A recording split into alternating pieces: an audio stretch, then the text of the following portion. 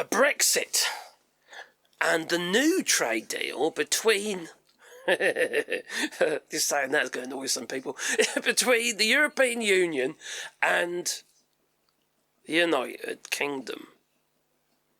Now, is it a trade deal? Well, trade is involved in this deal. So yes, I suppose it is a trade deal of some description. We don't know the actual detail yet at the time of making this video, which currently is, well, it's 1 o'clock, alright? 1 o'clock on a Monday. Monday the 19th of May. Now,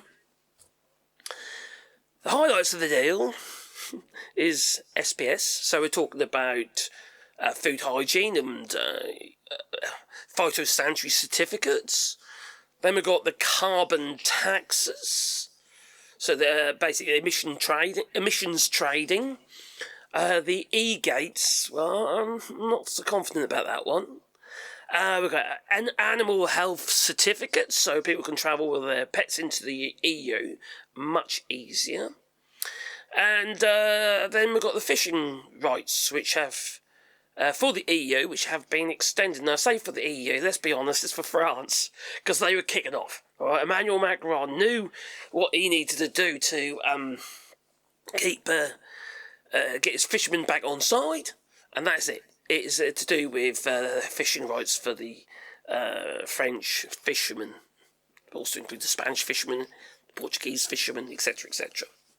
But there's a long-term issue here. That is Nigel Farage. If he becomes the next Prime Minister, and there is a possibility of that, a strong possibility, unfortunately. But anyway, let's have a look at what the actual details of this so-called deal is, or the details that we have at the moment. Well, the phytosanitary certificates were, the SPS agreements, were the real bugbear for British fishermen, you know, such as the salmon fishermen, beef farmers, pork, you name it. Any animal products requiring phytosanitary certificates and signing off by veterinarians and what have you. It's not just about saying that your products meet their standards, the European Union standards, it's proving it. And that's what we had to do. We had to prove it by getting everything checked before it entered the European Union for every single consignment. Unlike in the United Kingdom, we don't check everything coming into the UK. No, we do spot checks as and when we feel like it. If you know what I mean, yes. And also we have an inland border control for those sort of things, where it go to Sevington and basically from Dover to Sevington, the lorry could go anywhere, you know, and offload, you know. I come over with an empty lorry. But anyway, so that is a major deal for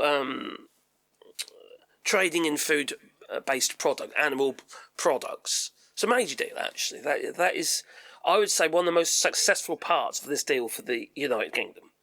Because it's really going to help us trading with the EU. There's no doubt about that. But the carbon, the emissions trading schemes in the EU could complicate matters considerably. We don't have the full details of that, and that could change by a drop of a hat anyway, because the European Union, well, it changes its rules. As it does, you know, things change. And as such, they change. Now, the UK might have different processing in the United Kingdom than the EU, then there could be a conflict regarding these carbon emissions, and they're saying that these taxes would be added at the border, these to compensate. It's all about fair trade, you see, for Europe. You know, we don't want British products entering the European Union. I say we, as in those who are in the EU. We don't want them coming in and have an unfair advantage. We just want you to be trading on a level playing field, okay? That makes sense for the European Union and also for Britain as well, really. You know, it's all very well trying to devastate everyone else's markets by maybe bringing in cheaper goods, which wouldn't be cheaper anyway, but if they were cheaper, well then you wouldn't have that deal for long, would you? Because the French farmers and what have you, they'd kick off like big time, wouldn't they? Let's be honest. So to have something that everyone can agree on, and so have, that I think that is sensible. So yes, so we've got SBS, the carbon emissions. We don't know the full details of that yet, but the SBS I think is I think that is the I don't know. It's like Donald Trump's golden gifted jumbo. His Boeing. Right, that's the best part of this deal. Although it looks like Donald Trump, Boris Johnson. Donald Trump might not be getting that plane after all. It looks like Qatar is pulling out that idea. Yeah, because they're getting so much bloody backlash. Anyway, the next thing would be the e-gates. This is complicated, right? Currently, there is no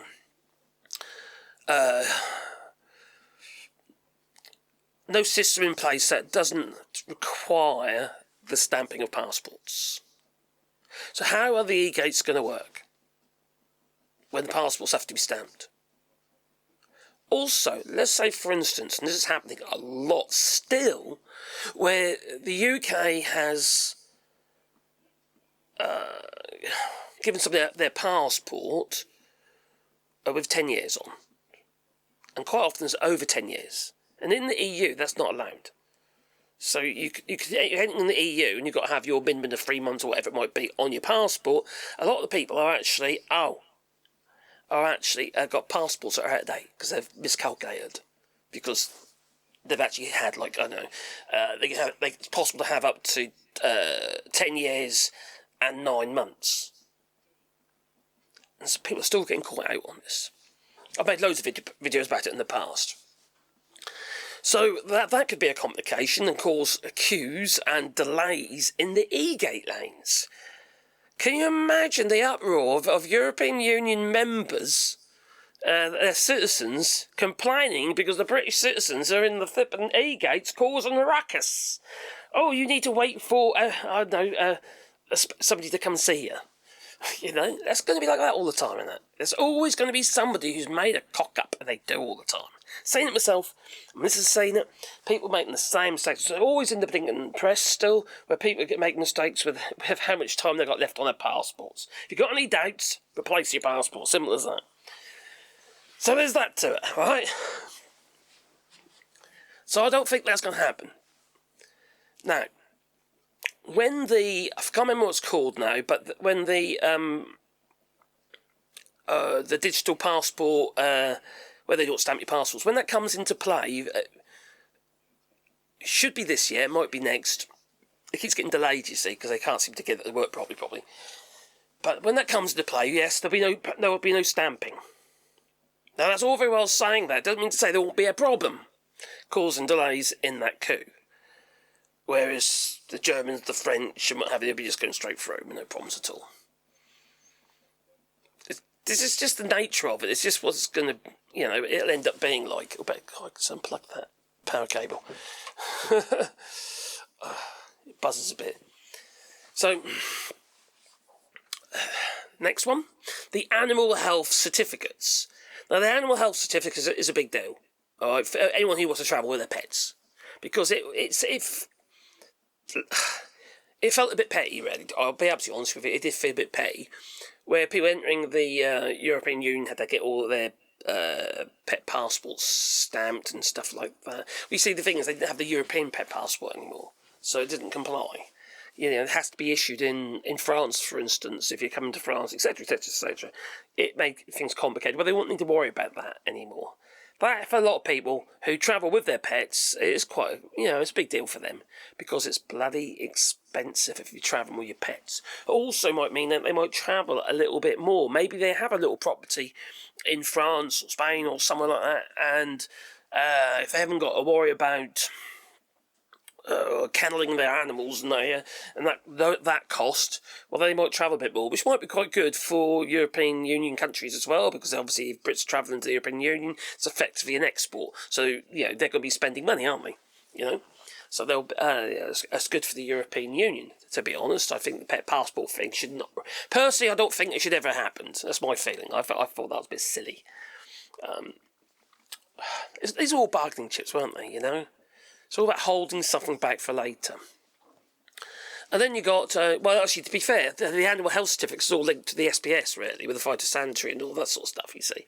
It's all about importing stuff that, you know, I don't know, animals with worms, maybe. Because it's just silly. I thought it was a bit silly. But anyway, then there's the fishing. Now, the fishing has been extended again. The original was going to be ending in 2026. And then the agreement would have to be renegotiated every single year, which doesn't really give you anything to base anything on. A bit like Donald Trump again with his tariffs. One minute they're off, next minute they're off. Renegotiate. It's just, you can't base anything on it, so it's just a headache. And for British fishermen, well, quite frankly, you've screwed yourself anyway. It isn't really going to help you. Anyway, it's no. You've got the SPS, alright, you got rid of that, so your phytosanitary and stuff, which is going to be brilliant for British fishermen. What fishermen are left? Not the shell fishermen, mind, they're still stuffed. But for the the Scottish salmon fishermen and what have you, they will benefit from this. But then, you know, we've got to allow French and Spanish fishermen to carry on fishing until... Oh, crikey, for another 12 years. I think it's 38, is it? 38 or 36? Oh, anyway, 38 it is. So, extended past that date. Instead of being yearly, there's another 12 years added. So, the French fishermen and the and Spanish and Portuguese fishermen, etc., and Netherlands and that as well, you know, they can carry on fishing British waters. That's within a certain amount, I think a mile from the coast or something like that. But, you know, they're not. I don't think they're allowed to come in with a mile. I don't suppose you would anyway. Would you do bass fishing or something? I don't know. You've got to remember what we fish in the UK as well. You don't get things like cod and stuff like that. They want the deeper, colder waters. You might get some pollard and here, but mainly there's a lot of like whiting and mackerel and that sort of stuff. You know, little tiny greasy fish. Oily fish, right? But, you know, British people don't tend to eat that sort of stuff, do they? That's the stuff you want to be sending to the EU, because they love it, you know? I eat mackerel, but I'm saying I'm a lover of it. So, have the British fishermen been sold out over this? No. I think the phytosanitary outweighs all the other cons. It basically isn't going to change from it as it is at the moment. Now, they've already screwed themselves because their boats have been cut up and stuff like that, you know, where they had to get their compensation payments, literally destroyed their boats. So there aren't that many British fishermen left. They all scuppered themselves by voting for Brexit. For suckling up to Nigel Farage's chocolate starfish. Stupid is as stupid does. Like the fishermen, like the farmers, they all voted against their own best interests. Not every single one of them, but a majority proportion of them did. Apparently the farmers were about 59%, according to a poll, whether it's true or not, you know. But you could pretty much guarantee it is. We think the rhetoric was coming out with them. Nigel Farage won their hearts, you know. He told them, we're going to make your lives better. You're going to be able to... Fish, you know, your own waters and that, you know, and you'll be having all these Spanish fishermen coming over, scooping up and trawling your waters, and no. They didn't get that, did they? They never were. It's all about having the bargaining, having enough the bargaining chips, the bargaining, having the, as Donald Trump says, you don't have all the cards. For God's sake. So, then we have Farage. If Nigel Farage becomes the next Prime Minister in the United Kingdom, and like I said, there is a strong possibility of that because people are stupid enough to vote for him. They are. If you're sucking up to Nigel Farage, you've got a very short memory. A very, very short memory. Nigel Farage screwed you. He was that snake oil salesman, and he screwed you. And you have to remember the European Union do not want to work with Nigel Farage. They will if they have to, but they don't want to. He's always seen as being somebody to avoid. They had years of Nigel Farage as an MEP in the European Union, whenever he could be bothered to turn up. Regarding what the 12-odd meetings that they had for fishing while Nigel Farage was there, he went to one. That's how much he cared about your fishing. Nigel Farage is a populist. That's all he is. He's a snake oil salesman telling you what you want to hear. Just like Boris Johnson, just like all that lot. Incompetent morons that are there just to promote themselves by latching on to your heartstrings. Not your purse string, but your heartstrings. Actually, it might be your purse strings, actually, since people keep paying money to the Reform Party for memberships. That's going to a limited company, and it probably into his back pocket. Let me clarify. The Reform Party, or Reform UK Party, and then Reform Limited are actually two separate things. Yet you put the money into the limited company. The limited company isn't registered as the party. This is so dodgy, it's just unreal. And nobody says anything apart from me. Now, I've had limited companies, several of them in fact. I know how it works, and I know what you're supposed to do. And Nigel Farage isn't doing it. He keeps breaking the rules of having a limited company. But that's just the long and short of it. But let's have a look, see what they're actually saying about this so-called deal. So, we have, how to put it, Nigel Farage having his food, there's a little 2 pence worth on it, saying it's basically that we've given in to the European Union, and also the Conservatives. So the Conservatives have lambasted the deal as surrender, attacking both the 12-year extension to existing fishing quotas and the commitment for the UK to follow EU rules on agriculture. Well, if you want to sell into their market, of course you've got to follow their rules. And besides, you're already following their rules. For anything that goes across the border, you're paying to follow their rules. So that's how stupid and idiotic these people are. Now, Reform UK, in many ways, a successor to the Brexit Party. Well, technically it is the Brexit Party. And UKIP, well, successor to UKIP, but not the Brexit Party. It's just name change, that's all it was. You know, it was registered as the Brexit Party. And unsurprisingly making a similar argument regarding, it's surrender. On the other side of the equation, the Liberal Democrats welcomed some positive first steps, but urged the Prime Minister to be more ambitious. I don't think you get any more ambitious than that. I think, from what I can see, with the details that we currently have at the time of making this video, I think it's quite encouraging for Britain. I really do. The SPS is just going to make it so much easier. Yeah, this part, which is part of the trade part of this so-called reset. I think that is actually pretty good. It also will mean that the UK will have to abide by the same rules. That's where obviously Nigel Farage and what have you are not very happy. But it means that they're going to find it very difficult to poison you now in the UK. Because if they're selling stuff into the EU, say for instance pesticides, herbicides, what have you, the rules are going to have to be the same. Aren't they? Quite frankly. So Liberal Democrats are more pragmatic about it, to be fair. And really what you hear from the Conservatives and Nigel Farage, Reform Party, it's not surprising, is it?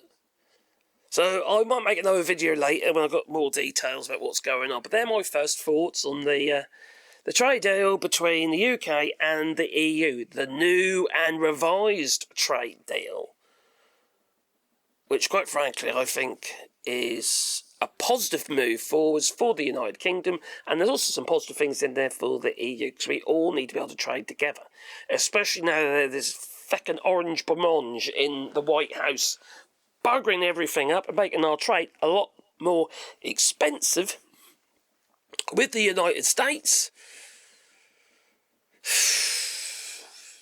opening ourselves in with the EU, opening ourselves up more with the European Union makes sense. And thank you, Donald Trump, because what you've done is you've forced the UK to open its arms to the EU. Thank you. I salute you, Donny. Just on that, though, you feckin' paprika Palpatine. I'm not sucking onto your chocolate starfish at all, no. Oh, did he eat corn? No. God, if you know what I mean. Anyway, you tell me what you think. Please leave it in the comments down below. And if you want to support the channel, you can do it on Patreon or buy us coffee or super thanks and stuff like that. And it is very much appreciated. It really, really is, because I could not do this channel without your support. And with everything that's going on, you know, we're getting less and less and less coming from the channel. There's less views. It's just everything's gone to pot, really. So your support is definitely welcome. Oh, but please comment down below, because I do read your comments. But you probably already know. Toodaloo.